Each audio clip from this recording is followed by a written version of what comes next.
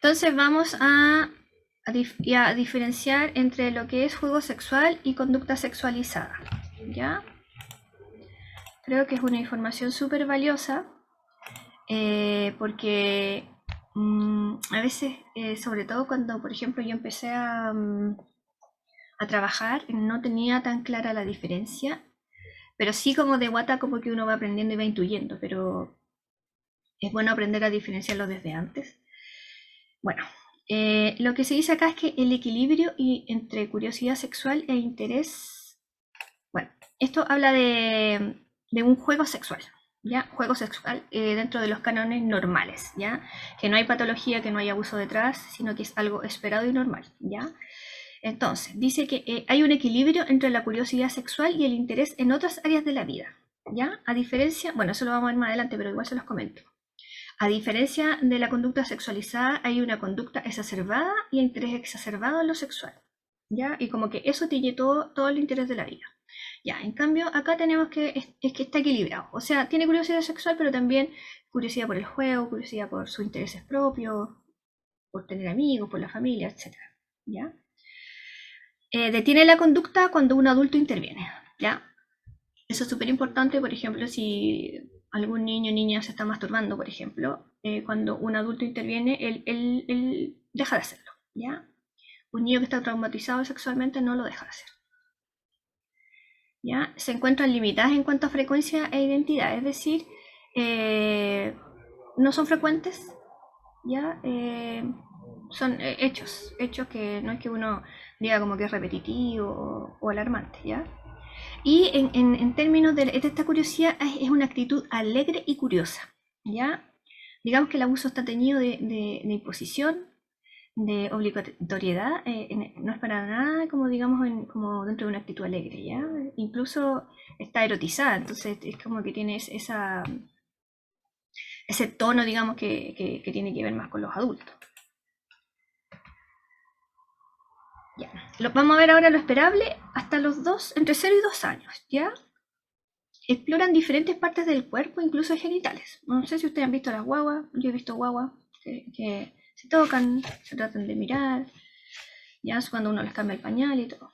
Experimenta placer genital desde el nacimiento, niños presentan erección y niñas lubricación vaginal, ¿ya? Por ejemplo, el tema del placer genital es también súper observable en las guaguas. Los niños desde chiquititos tienen erección, ¿ya? Y aquí está la erección refleja. Presentan episodios de masturbación, ¿ya? Y comienzan a desarrollar una actitud positiva o negativa respecto al propio cuerpo, ¿ya? Eso también es esperable. Obviamente, la actitud positiva o negativa del propio cuerpo tiene que ver con los adultos que lo rodean. Ya, entre 2 a 8 años, lo esperable. Manifiestan curiosidad por el embarazo y nacimiento, ya. La pregunta típica del niño o niña es, mamá, ¿cómo nací yo? ¿Cómo se hacen las guaguas? En este sentido es súper importante, nunca está de más decirlo, comentarle al niño cómo ocurren las cosas de forma natural para transmitirle confianza y naturalidad respecto al tema y en palabras simples y que ellos puedan entender. Y utilizar palabras como pene, vagina, lo recomiendo yo, y no ponerle sobrenombres. ¿Ya? Entre todos 8 años son conscientes y muy curiosos respecto de las diferencias de género, ¿ya? Se interesan por saber en qué se diferencia hombre o mujer, o él o ella con su amigo o amiga. Juegan a los médicos, imitan comportamientos afectivos con sus amigos. Hacen bromas respecto a la sexualidad, tienen lenguaje sexual, existen episodios de masturbación, también de exhibicionismo y juego genital con pares. Estamos hablando entre los 2 a 8 años.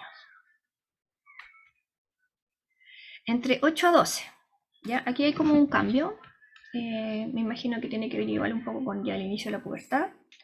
Se hacen más reservados y manifiestan deseos de tener vida privada, ¿ya? Es decir, que empiezan a mantener y a conectar con su esfera más íntima, como a poner límites en eso.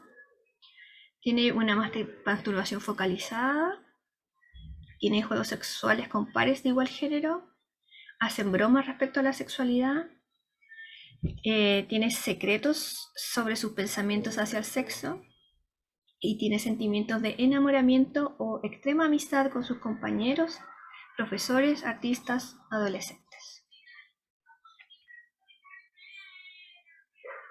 Ya. ¿Qué hacer en situaciones de cuando uno está como presenciando o tomando conocimiento de este como juego sexualizado? No dé demasiada importancia al hecho de que los niños y niñas exploren sus genitales, porque como vimos puede ser normal en la etapa de desarrollo. Explíquele que eso es algo que no se debe hacer en público. ¿Ya? Eso es importante porque ahí uno va de alguna forma imponiendo o aprendiendo a poner límite, ¿ya? El límite de lo que es debido y lo que no es debido, ¿ya? Para no, personas, digamos que normales en el término de sexualidad, sabemos que nadie se debe masturbar en público, entonces obviamente uno le va mandando mensajes de ese estilo. Padres o madres que tienen algún tipo de, digamos, trastorno, conflicto con el tema sexual, pueden no notar eso y pueden no decirle nada, ¿ya? Eh, por eso es importante esta indicación, ¿ya? Si encuentra a los niños y niñas examinándose mutuamente, no haga un drama. ¿Ya? Eso es súper importante porque yo sé que es difícil, o sea, puede ser difícil, pero hay que como que aprender a mantener la calma. Como uno como trabajador social también, yo he aprendido a hacer eso, de si la persona te está contando algo heavy, muy loco, muy como tal vez que uno nunca ha escuchado, uno tiene que mantener la actitud de asertividad y de escucha, pero jamás puede hacer uno así, ¡ah, qué terrible! No, eso no se recomienda para nada, ¿ya? Porque uno le está transmitiendo de alguna forma una connotación muy negativa y alarmante a una situación que no necesariamente puede ser así. Y porque uno tiene que mostrar confianza, apertura y sobre todo que uno va a estar ahí pese a que esté escuchando algo muy terrible. ¿Ya? Entonces, no hay que hacer un drama, hay que respirar profundo, decir, oh, ¿por qué no juegan otra cosa? Oh, miren, le voy a dar helado, no sé, cualquier cosa. ¿Ya? Si se siente molesto, intente no expresarlo, claro. No, si vaya a ver a dos niños que estén en un juego sexualizado, no podéis retarlo, o sea, ¿cómo se le ocurre? Cochinos, no sé, algo así es terrible porque le estás transfiriendo todo tu peso de como de, no sé, del ejemplo que puse de, no sé qué habrá detrás, pero el peso de connotación negativa de suciedad al sexo, ¿ya? Y eso no es sano para nada, ¿ya? Y sugiéreles con calma otra cosa para hacer, ¿ya? Si se toca sus genitales con mucha frecuencia y prefiere hacer esto en vez de cualquier otra cosa, esto es un indicador, ¿ya? Pida consejo a un profesional de salud u otra persona calificada para ayudarle, ¿ya? Si lo hace con mucha frecuencia y prefiere hacer esto en vez de cualquier otra cosa, era lo que hablábamos al principio, esto de que el niño tiene interés por lo sexual, pero también por otros intereses de su vida. En cambio, la conducta sexualizada se centra más que nada en lo sexual por sobre las otras cosas. ¿Ya? Aquí está la conducta sexualizada problemática. Hay mayor curiosidad sexual y disminución en el interés en otras áreas de la vida, ¿ya? Como que eso lo he repetido hartas veces, pero es que es súper importante. Es lo que, una de las cosas que más distingue lo normal con lo sexualizado, ¿ya? No detiene la conducta cuando un adulto interviene. También se lo había dicho, conducta muy difícil de controlar, o sea, el niño no se puede controlar, o niña. Persistentes y repetitivas, ¿ya? Y actitud ansiosa, retraída, temerosa o agresiva, ¿ya? Pueden ser todos juntos, pueden ser algunos de estos indicadores. Recuerden que todas las personas somos distintas, ¿ya? Por lo tanto, no todos los niños reaccionan de la misma forma. Respecto de conducta sexualizada, estaba pensando en un ejemplo, lo vi harto cuando trabajé en una residencia, no diré su nombre, pero recién empezaban como a incorporar, digamos, elementos de reparación en ese tiempo el Sename, que eran los PRM, que eran los DAM, y había muchos casos de niños que habían sido víctimas y que nunca habían tenido reparación, por lo tanto repetían estos abusos sexuales como juego con sus propios niños, o sea, sus propios compañeros. Entonces todos los niños mantenían mucha conducta erotizada por años, nadie hizo nada hasta que de repente se tomó nota de eso y se empezaron a realizar denuncias y todo. Lo que les quería comentar son niños que, no sé, llegaban a saludarnos a nosotras y nos querían dar un beso en la boca, ¿cachai? Y era como como que uno se ve así, pero, estábamos hablando de niños 8 años, 10 años, por ejemplo, ¿ya? Esa fue una conducta como que uno podría decir que estaba sexualizado. Porque era un indicador. Ya yo no podía decir hoy el niño está sexualizado, sino que ese indicador se sumaba con otras, que era, por ejemplo, la historia de la carpeta que hablaba de abuso, lo que reportaban las cuidadoras que, no sé, hacían carpa y se ponían a jugar como con los fuertes, pero en el fondo están teniendo juegos sexualizados. ¿Ya? No detiene la conducta cuando un adulto interviene. Ya, no, sí, le estaba diciendo eso. Y que una vez escuché también a una psicóloga especialista que notó como indicador una guagua menor de 2 años que estaba en un coche y se masturbaba en el coche. Se masturbaba con esa cosita que está entre medio de las piernas, que es para que los niños no se caigan para abajo. Y eso a ella le llamó profundamente la atención. Por eso yo lo comento más que nada porque no se trata de no ser mal pensado o eso, sino que uno tiene una responsabilidad ética y técnica de ser observador y de ser técnico. ¿Ya? Si uno ve algo que le llama la atención, ya sea desde la guata o desde la mente, y uno sabe que eso no tiene que ocurrir, hay que tomar nota, ¿ya? Y hay que indagar, ¿ya?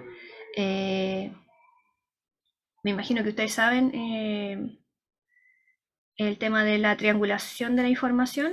Si no lo saben, se los comento ahora. La información que uno recaba como trabajador social jamás debe venir de una sola fuente. Tiene que venir mínimo de 3. ¿Ya? Puede ser el relato, puede ser la carpeta, visita domiciliaria, entrevistas familiares, entrevista al colegio, mínimo. ¿Ya? Uno jamás puede llegar a una conclusión diciendo, no, es que la mamá me dijo que el niño tal o tal cosa, o un profesional me dijo tal o cual cosa.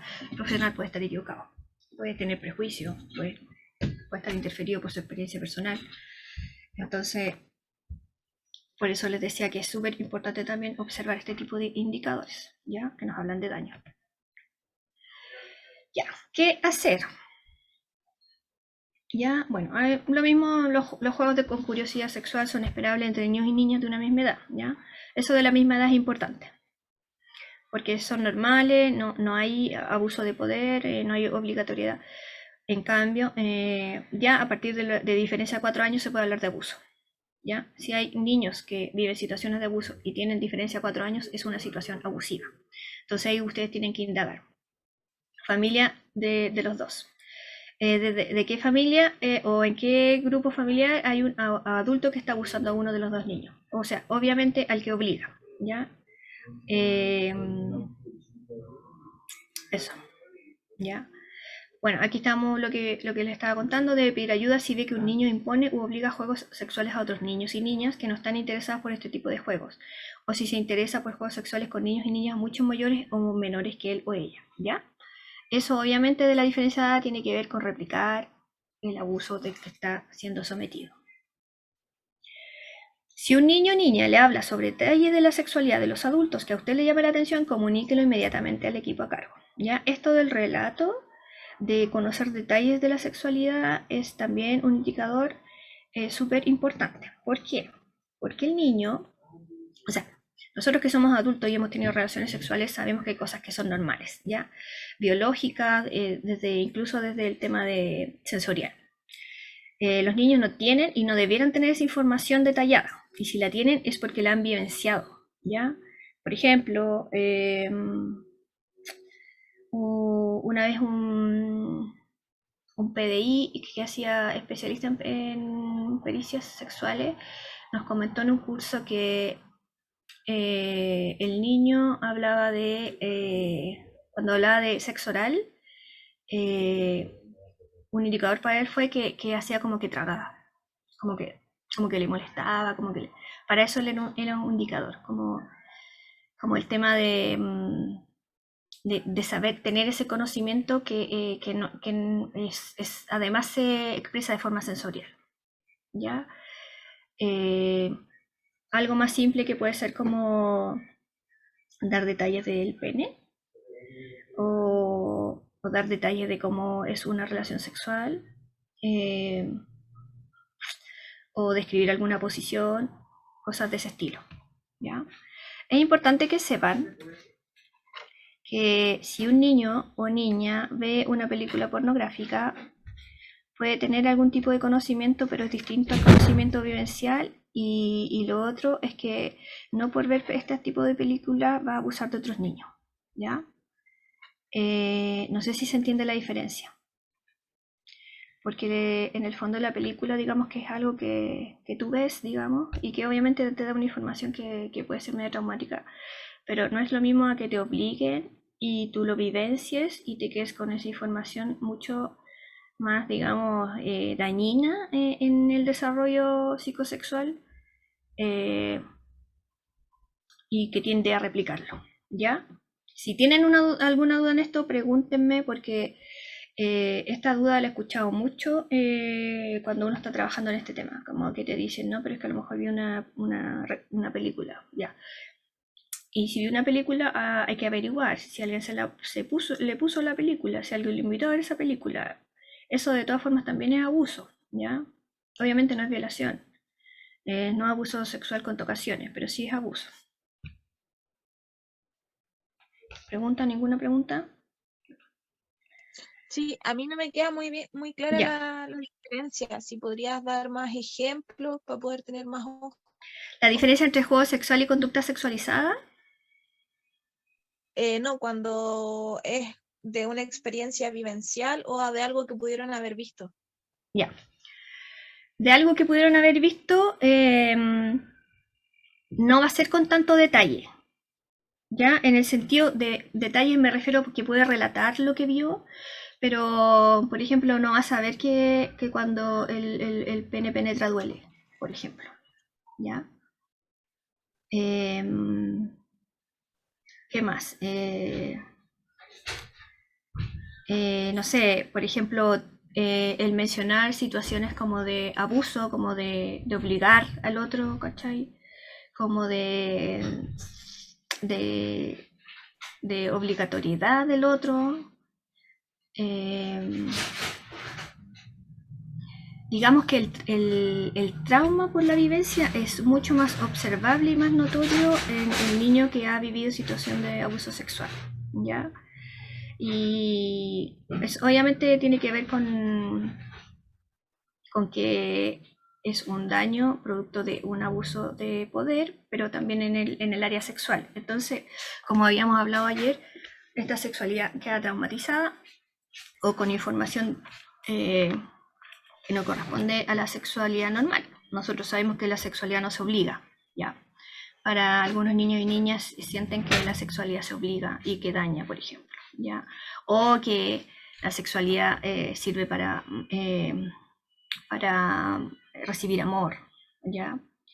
Ya, en cambio, si un niño ve, te lo puede contar, te lo puede relatar, pero no te va a decir cosas como más personales o como desde lo que yo sentí, ¿ya? Entonces, yo les digo esto porque hay gente que quiere minimizar y decir, no, es que a lo mejor una... No, es que la película porno jamás te va a enseñar a que tú tienes que abusar, ¿ya? Eso, obviamente no lo digo yo, son estudios del tema de más psicológico, ¿ya?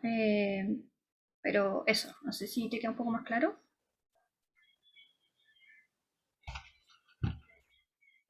Sí, me queda más claro, gracias. Bien.